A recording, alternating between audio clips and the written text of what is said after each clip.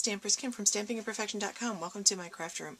I wanted to show you a card that I totally cased from the December issue of Quick Cards Made Easy magazine. And this is the card. Isn't this pretty? It's so pretty. And I completely cased it from, this is Quick Cards magazine. It's produced in the UK, and I love getting this magazine in the mail. I actually don't know how you subscribe to it. I found it in a craft store and subscribed with the card that was in the magazine, but I've only seen this in one or two craft stores, and I actually was visiting my mother who lives about 500 miles away. Here's the card in the magazine, and their cards that tend to be square cards. I tend not to make them because I don't have square envelopes, but I loved this card. They actually used Stampin' Up's Lots of Thanks stamp set, the Thank You for Caring. So I'm going to do the same thing. I'm going to use the Lots of Thanks stamp set, and I'm going to show you how I created this card. Now, I made my standard A2 size card, which is 4 1/4 by 5 1/2, and it opens like this, and it's got lots of beautiful details. So here's what I started with. I have a piece of Whisper White. It's cut at 4 1/4 by 11. I scored it at 5 1/2, so it looks just like this. I have a piece of the Crisp Cantaloupe. This is one of the new in colors. This is 4 1/8 by 5 3/8.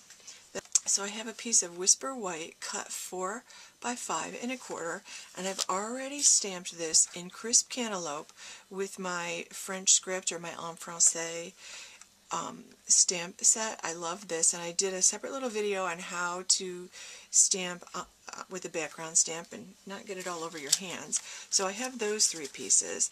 Then I have a piece of baked brown sugar cut 3 1/2 by 3 1/2, a piece of Crystal Cabana cut 3 3/8 by 3 3/8, and then a piece of Whisper White cut 3 1/4 by 3 1/4. So let me show you how I made the base. I also, by the way, have a piece of Whisper White that I've torn, and I've just taken it and I tore the paper toward me like this. This was done, this is 4 inches wide, and I did a whole piece of paper since I've made a couple of these cards, and this is the French script, or the en français, stamped in the early espresso on Whisper White, and I'm just using a little piece of that. They showed that in the magazine. Now they have different ribbons and everything, so I'm kind of adapting what I have here to what the picture looks like, and I made my own version with the tools that I have, which is what you'll want to do. So I'm going to start out with the background. So I'm going to put the base of the card aside, and I'm going to take these 2 pieces, and I'm going to take the background mat that I made with the pretty French script, and I'm just going to glue that and put that down on the card base. Doesn't take very much glue, thankfully, because it didn't squeeze much out of there. Just like this. And then I'm going to use this Coastal Cabana stretch ribbon trim that Stampin' Up! Has in the new in colors. I love this trim. I use it for so much. And it does have a little stretch to it.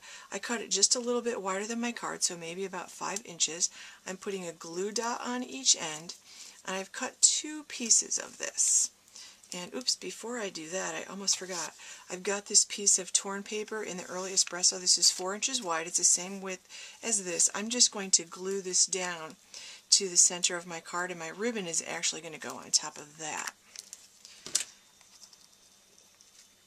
So I'll put this down in the center, and then my ribbon's going to go on top of that. Now I'm using 2 pieces of this Coastal Cabana because I don't like this just hanging out there. I kind of like this part covered with something. So I'm kind of doing that. I love this little ruffle, though. I think it's just such a pretty little bottom edge to something. So I'm going to take a second piece of this. Again, I'm putting glue dots on both ends, just like that. And I'm going to butt these up to each other, just like this. And I don't really stretch this too much when I'm putting it down, and I'm just putting the glue dots on the back. That's what's adhering it. You could use any adhesive, you know, use whatever adhesive you like. I just happen to love this Tombow glue. It's cheap and it goes a long way. So, and it's a little bit more forgiving. Like when I first put something down, I have a little wiggle room. Now I've got a piece of this white, and I believe this is the Whisper White, and it is taffeta ribbon. This is probably one of my favorite ribbons that Stampin' Up! Has, because it's just so pretty. It's just simple and it's pretty. So I'm putting that right across the top, and I'm covering up that part that I don't like to have show too much. I like to, for some reason, I just like to cover up that edge. If the edge doesn't bother you, then you don't have to do it like this. You use the ribbon that you have, actually. Okay, so now I'm taking my card base, and I'm going to put this on top of my card base, just like this, centering it on my card base. Again, the glue gives me a little bit of wiggle room, so I have time to get it as straight as possible. So now I'm going to put that aside for a minute, and I'm going to work on the top part of this. So I have my baked brown sugar, 3.5-inch square. And then I have my Coastal Cabana, that's 3 3/8-inch square. So since this magazine, Quick Cards, is made in the UK, all the measurements are in centimeters, so I just converted them, and I made a few adjustments to make it the size that I want it to be. So it's easy to make the adjustments because you just need to get a ruler that's got both measurements on the same side, and you can hold your centimeters up along your inches on your grid paper just like that. So it's actually easy to actually adjust that. Okay, now let me show you this part. This is so pretty, the detail that they used here. I cut this 3 1/4 by 3 1/4. Using my stamping trimmer, I'm going to score this at 1 1/8 inch on each side. So I'm lining it up with 1 1/8 over here, 1 1/8 inch. There we go. And I'm just going to score it just like that. And then I'm going to slide this over, and I'm going to line it with 1 1/8 on this side and score it. And that's going to leave me an inch in the middle. So I'm going to flip this over just like this, so that the part that comes out, the embossed part that comes out, is facing me. Then I'm going to take my polka dot embossing folder. I'm going to line it up with the edge just like this, so that that line goes along the edge, and I can see that line, and I'm sliding it so that it's lined up with the edge of the dot. So I'm going to run it like this through my Big Shot, then I'm going to flip it over, and I'm going to emboss the other side as well. You probably can't see this, but I can see that that scored line that I have is exactly lined up with these polka dots. When you take this out, this is what it looks like. I think that just gives it so much detail. Now I'm going to stamp my image right there in the center. So I've actually very carefully lined my stamp up with the grid marks here and the grid marks on my paper, so I know that it'll align. And I'm using the Thank You for Caring for the Lots of Thanks set. It's the exact stamp set that they've used on the card in the catalog, or in the magazine. I'm using Early Espresso ink. Just line that up like that, and there's my stamped image. Now I'm going to attach this to the Coastal Cabana baked brown sugar mat that I have. And again, I'm going to use my glue.